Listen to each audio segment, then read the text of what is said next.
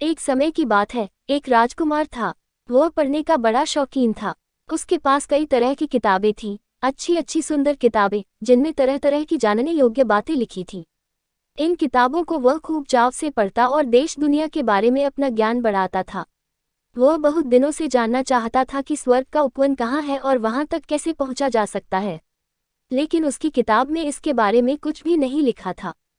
जब वह बहुत छोटा था और पहले पहल पढ़ने के लिए स्कूल भेजा गया था, तब उसकी दादी ने उसे स्वर्ग के उपवन की कहानी सुनाई थी। दादी ने बताया था कि स्वर्ग के उपवन में तरह तरह के फूल लगे हैं, एक से एक बढ़कर सुंदर और खुशबूदार। खाने में इतने मीठे हैं कि कुछ न पूछो। उनकी पंखुड़ियां जैसे शरबत में डुबोई गई हैं। उनमें से एक फूल पर इतिहास लिखा है, दूसरे पर भूगोल। कोई गणित का फूल है तो कोई व्याकरण का। जो कोई इन फूलों को खा लेता है, उसे तुरंत अपना पाठ याद हो जाता है। जितने ही फूल खाओ उतनी ही बुद्धि बढ़ती जाए। ऐसे अजीब से फूल खिलते हैं स्वर्ग के उपवन में। तब राजकुमार बहुत छोटा था और उसने इस कहानी पर विश्वास कर लिया था। लेकिन जैसे जैसे वह बड़ा हुआ और उसकी बुद्धि बढ़ने लगी, वैसे वैसे उसने सोचना शुरू किया कि इस कहानी का कोई दूसरा मतलब है। इस तरह की कहानियों का हमेशा कोई न कोई गहरा अर्थ होता है, जैसे आदम और हवा की कहानी। उसमें कहा गया है न कि आदम ने वह फल खा लिया था जो नहीं खाना चाहिए था, क्योंकि वह पाप का फल था। अगर उस समय मैं वहां होता तो आदम को पाप का फल नहीं खाने देता, और फिर दुनिया में पाप पैदा ही नहीं होता। राजकुमार अक्सर इस तरह सोचता था, इसलिए उसे लगा कि स्वर्ग के उपवन की कहानी का भी कोई अर्थ है। कहीं सचमुच में स्वर्ग का उपवन हो और वहां ऐसे ही फूल खिलते हों जैसे कि दादी बताया करती थी। इतिहास और भूगोल के फूल, गणित और व्याकरण के फूल, जिन्हें खा लो और पंडित हो जाओ। इसलिए बड़ा होकर भी अक्सर वह स्वर्ग के उपवन के बारे में सोचता रहता था। एक दिन राजकुमार जंगल में घूमने गया। वह अक्सर इस तरह घूमने निकल जाया करता था। कुछ देर तक वह घूमता रहा। फिर शाम हो आई और बादल घिरने लगे। थोड़ी देर में पानी बरसने लगा। देखते देखते पानी का जोर बढ़ गया। पानी इस तरह जमकर बरसा कि जैसे आसमान फट गया हो। अंधेरा इतना घना हो गया कि हाथ को हाथ नहीं दिखता था। राजकुमार मुसीबत में फंस गया। अंधेरे में कभी उसका पैर फिसलता था और कभी ठोकर लगती थी। सिर छिपाने की कहीं जगह नहीं थी। चारों तरफ पानी ही पानी। पेड़ों के नीचे भी पानी से बचना मुश्किल था। पानी इस तरह मूसलाधार बरस रहा था कि राजकुमार बुरी तरह भीग गया। वह इतना थक गया कि उससे चला भी नहीं जाता था। किसी तरह गिरते पड़ते राजकुमार आगे बढ़ रहा था। अचानक उसे कुछ आहट सी मिली। कुछ आगे जाने पर उसने देखा कि एक गुफा में रोशनी हो रही थी, और आगे चलकर उसने देखा कि गुफा के बीच में आग जल रही थी। आग पर एक हिरन भूना जा रहा था। आग के पास ही एक अधेड़ स्त्री बैठी थी। देखने में वह काफी लंबी चौड़ी और ताकतवर मालूम होती थी। वह आग में धीरे धीरे लकड़ियां डालती जाती थी। राजकुमार को देखकर वह बोली, आओ अंदर आ जाओ। आग के पास थोड़ी देर बैठकर अपने कपड़े सुखा लो। बाहर बहुत पानी बरस रहा है और आंधी भी चल रही है। राजकुमार ने आग के पास ही जमीन पर बैठते हुए कहा। उस स्त्री ने कहा, अभी क्या है, मेरे बेटे घर लौटेंगे, तब मौसम और ज्यादा खराब हो जाएगा। ये तूफानों की गुफा है। मेरे 4 बेटे हैं, चारों 4 दिशाओं में रहते हैं। समझे तुम? तुम्हारे लड़के कहाँ गए हैं? राजकुमार ने पूछा। भला ये भी कोई सवाल हुआ? मेरे लड़कों को बहुत काम करना पड़ता है। इस समय वे राजा इंद्र के मैदान में बादलों के साथ गेंद खेल रहे हैं। ये कहकर उस स्त्री ने आसमान की ओर संकेत किया। अच्छा, लेकिन तुम्हारी बोली बड़ी रूखी है। ऐसी स्त्रियों के बीच उठने बैठने का मुझे कोई मौका नहीं मिला। हाँ, मेरा कुछ रूखा होना जरूरी है, क्योंकि मुझे अपने तूफानी लड़कों को काबू में रखना पड़ता है। ये दीवार पर टंगे हुए 4 बोरे देख रहे हो? वे इन बोरों से बहुत डरते हैं। जब वे घर लौटते हैं तो मैं उन्हें इन बोरों में बंद कर देती हूँ, और फिर जब तक मैं नहीं चाहती तब तक वे इनमें से निकल नहीं सकते।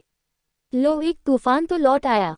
यह उत्तरी तूफान था, ओले और बर्फ से भरा हुआ। उसमें बहुत ही ठंड थी। उसने सील मछली के चमड़े के कपड़े पहन रखे थे और बड़ा सा टोप भी पहन रखा था। जब वह अपने कपड़े झाड़ता था तो उसमें से बड़े बड़े ओले टपक पड़ते थे। उसे आग के पास जाते देखकर राजकुमार बोला, आग के बहुत पास न जाना। बाहर से आए हो, एकदम गर्मी लगेगी तो जुकाम हो जाएगा। उत्तरी तूफान खिलखिलाकर हंस पड़ा, बोला, जुकाम और मुझे, लेकिन तुम कौन हो? माँ, ये दुबला पतला पिद्दी सा लड़का कौन है? क्यों जी, तुम तूफानों की गुफा में कैसे चले आए? वह स्त्री बोली, यह मेरा मेहमान है। इसे तंग न करना वरना अभी तुम्हें बोरे में बंद कर दूंगी। कायदे से बैठो। बताओ, आज तुमने क्या क्या देखा और कहाँ कहाँ घूमे? उद्धरण चिन्ह। उत्तरी तूफान करीब 1 महीने के बाद घर लौटा था। वो अपने किस्से सुनाने लगा। माँ, मैं उत्तरी ध्रुव से आ रहा। मैं रूसी मल्लाहों के जहाज पर बैठकर भालुओं के द्वीप गया था। उनके जहाज पर मैं अक्सर सोता रहता था। जब भी मेरी आंख खुली तो मैंने तूफानी चिड़ियों को अपने आसपास उड़ते पाया। बर्फीली आंधियों में उड़ने वाली वे चिड़ियां बड़ी अजीब होती हैं। और वह भालुओं का द्वीप भी बड़ा अजीब था। चारों तरफ बर्फ ही बर्फ। कहीं बर्फ के पहाड़ हैं तो कहीं पिघली हुई बर्फ की नदियां। जगह जगह व्हेल मछलियों और उत्तर में पाए जाने वाले बड़े बड़े भालुओं की ठठरियां पड़ी थीं। वहां सूरज तो कभी उगता ही नहीं, सिर्फ थोड़ा सा उजाला फैल जाता। मैंने धीरे धीरे बहकर बादलों को साफ कर दिया। एक जगह मैंने एक छोटी सी झोपड़ी देखी जो मछली की खाल की बनी थी। जगह जगह समुद्री चिड़ियों के घोंसले थे जिनमें उनके नन्हे मुन्ने बच्चे भूख से चहचहा रहे थे। वारस नाम की, शेर की शक्ल की मछलियां इधर उधर लुढ़क रही थीं और उनके लंबे लंबे दांत चमक रहे थे। मल्लाहों ने अपना काम शुरू किया। उन्होंने रस्सी में बंधे लंबे लंबे भालों से मछली मारने की तैयारी की। एक बड़ा सा कांटा समुद्री घोड़े की छाती में लगा और खून बर्फ पर फैल गया। मुझे ये बड़ा बुरा लगा और मैंने समुद्र में तैरने वाले बड़े बड़े हिमखंडों को उनके जहाज से टकराना शुरू किया।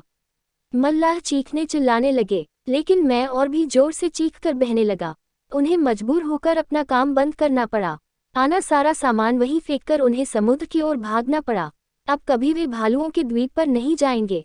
तूफान की माँ बोली, अच्छा अच्छा, अपनी शरारतों की कहानी रहने दो।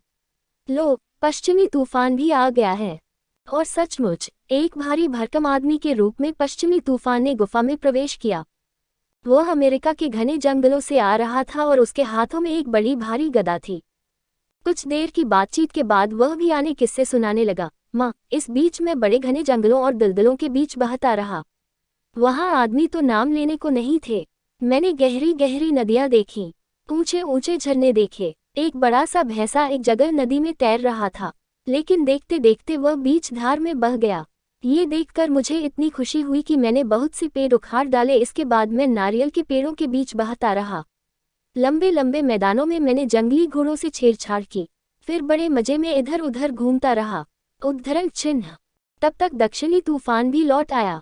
उसने पगड़ी बांध रखी थी। आते ही उसने उत्तरी तूफान से झगड़ा शुरू कर दिया। जब यह आता है तो मुझे जाड़ा लगने लगता है। उन्हें लड़ते देखकर उनकी माँ ने बीच बचाव किया और दोनों को बोरे में बंद कर देने की धमकी दी। तब कहीं जाकर वे दोनों शांत हुए। फिर दक्षिणी तूफान अपने किस्से सुनाने लगा। माँ, मैं अफ्रीका से आ रहा हूँ। वहाँ मैंने शेर का शिकार देखा।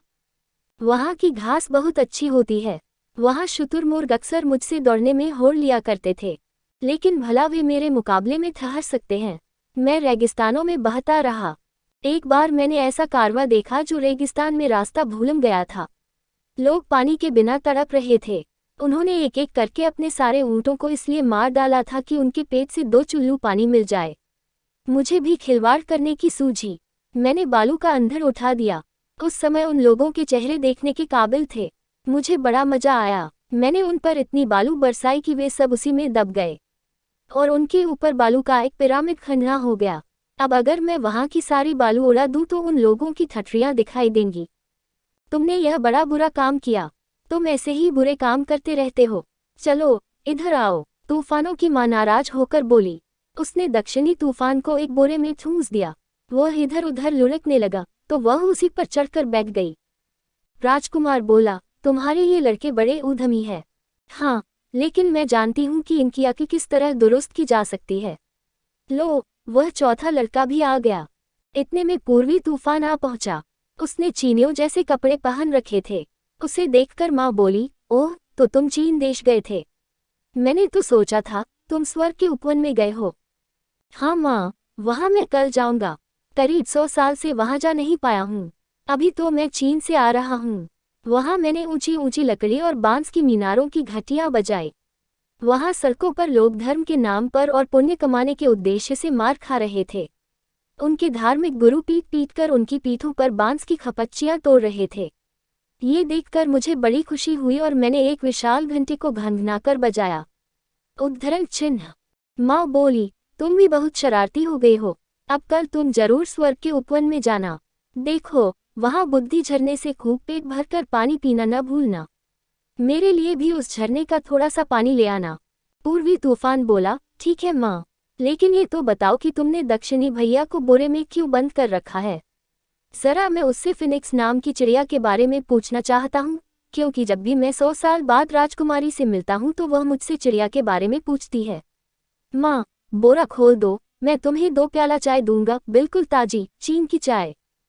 चाय का नाम सुनकर बुढ़िया खुश हो गई। उसने बोरा खोल दिया।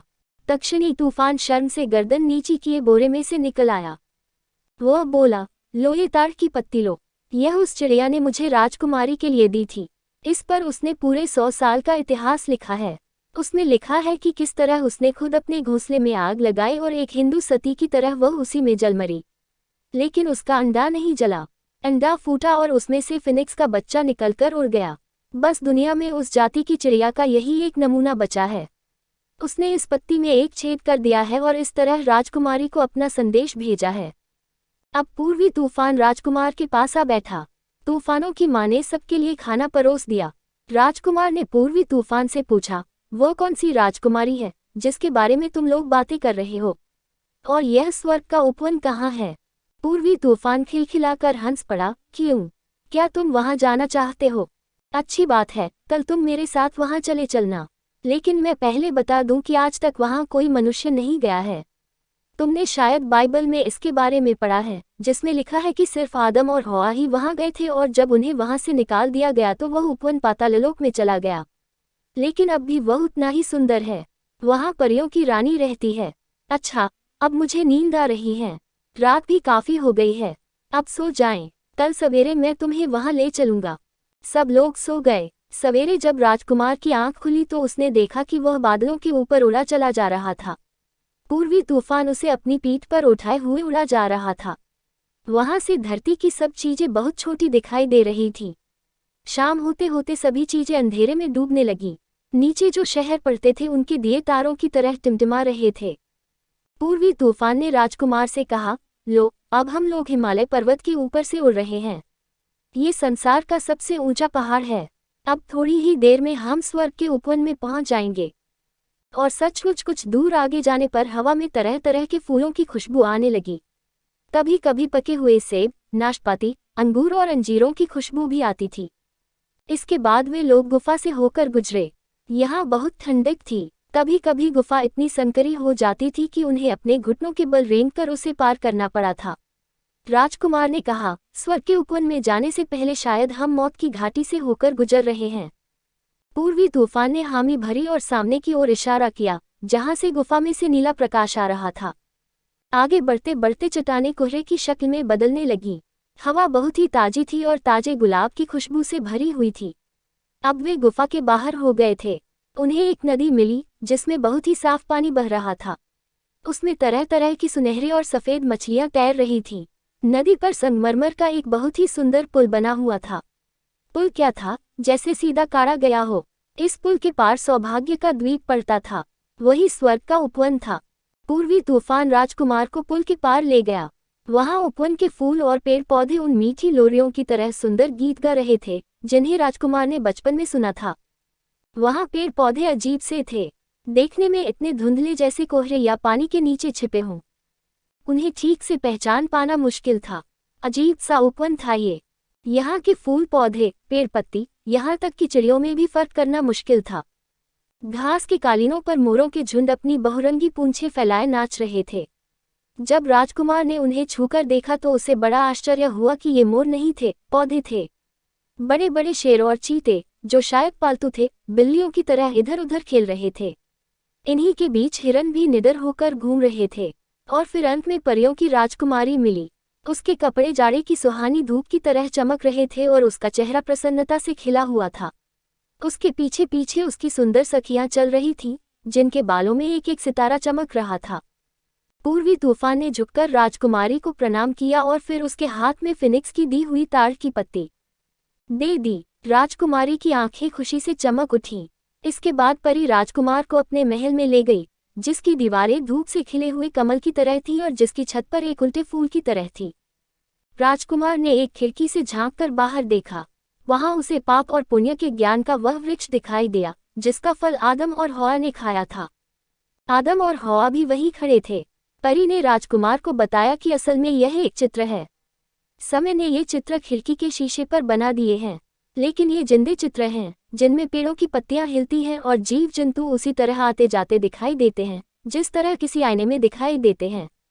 राजकुमार ने इसी तरह के चित्र दूसरी खिड़कियों के शीशों पर भी बने हुए देखे जिन पर बाइबल की कहानियां जीवित रूप में अंकित थीं। केवल समय ही ऐसे चित्र बना सकता था। परी ने राजकुमार से कहा, आओ तुम्हें नाव में घुमाऊं। ये नौक विहार तुम पसंद करोगे।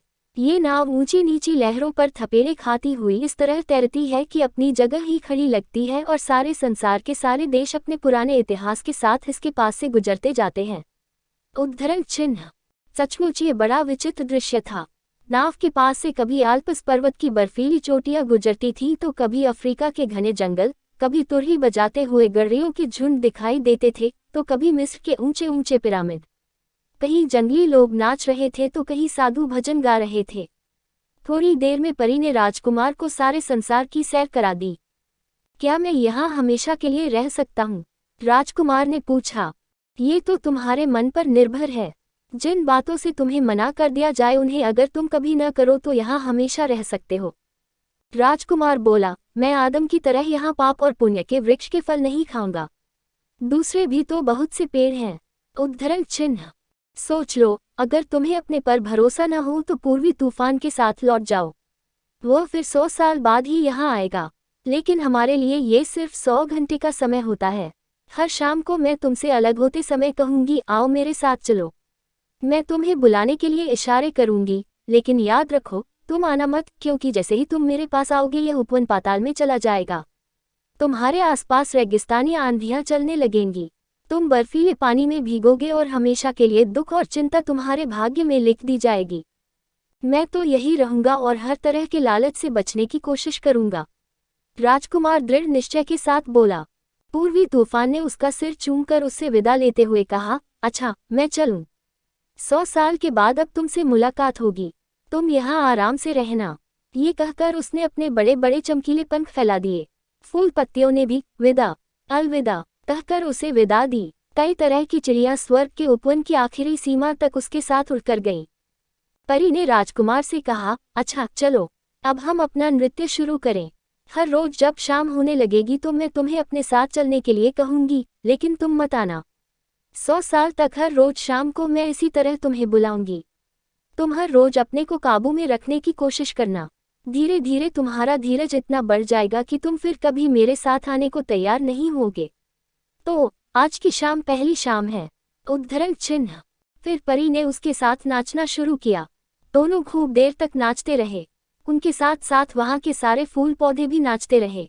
जब शाम होने लगी तो कमरे की एक दीवार गायब हो गई और राजकुमार को पाप और पुण्य के ज्ञान का वह अनोखा वृक्ष दिखाई देने लगा। उसने सुना जैसे कोई उसकी माँ की आवाज में बुला रहा हो, आओ राजकुमार चलो मेरे साथ, आओ चलो। और राजकुमार अपना वादा भूलकर फौरन उसकी ओर दौड़ा चला गया। हालांकि यह उसकी पहली ही शाम थी। फलों की खुशबू और भी घनी हो गई। नृत्य का संगीत और भी मधुर हो गया। जिस कमरे में पाप और पुण्य के ज्ञान का वृक्ष खड़ा था वहीं से परी उसे बुला रही थी, आओ चले आओ। और दूसरे ही क्षण वह उस पेड़ की डालियों के पीछे छिप गई। राजकुमार ने आगे बढ़कर पेड़ की डालियों को हटा दिया। वहां राजकुमारी सो रही थी। परियों की राजकुमारी इस समय इतनी सुंदर लग रही थी जैसे सुंदरता की देवी हो। राजकुमार ने आगे बढ़कर उसे छू लिया, लेकिन जैसे ही उसने उसे छुआ कि बहुत जोरों से बिजली कड़की। स्वर्ग का उपवन कांप उठा। देखते देखते परी गायब हो गई और स्वर्ग का उपवन पाताल में धंसने लगा। धीरे धीरे उपवन राजकुमार से दूर हो गया। अब वह आसमान में एक तारे की तरह चमक रहा था। राजकुमार के चारों तरफ घोर अंधेरा छाया हुआ था। वह घबराकर बेहोश हो गया। कुछ देर बाद वहां बहुत ही ठंडे पानी की बरसात शुरू हो गई। तेज हवा बहने लगी। काफी देर बाद राजकुमार को होश आया। वह बड़बड़ाने लगा, हाय यह मैंने क्या कर डाला। मैंने भी आदम की तरह पाप किया और स्वर्ग का उपवन पाताल में धंस गया। उसने आंखें खोली तो देखा दूर आसमान में सुबह का तारा चमक रहा था, ठीक वैसे ही जैसे स्वर्ग का उपवन उससे दूर होते हुए चमका था। राजकुमार ने इधर उधर आंखें घुमाकर देखा तो अपने को तूफानों की गुफा में पाया। तूफानों की बुढ़िया माँ उसके पास ही बैठी थी। वह बोली, अगर तुम अच्छे काम करोगे और अच्छे लड़के बनोगे तो मरने के बाद उसी तारे में तुम्हें जगह मिलेगी जहाँ स्वर्ग का उपवन है। अब तो तुमने देख लिया न स्वर्ग का उपवन। इसके बाद राजकुमार घर लौट आया और एक अच्छा लड़का बनने की कोशिश करने लगा।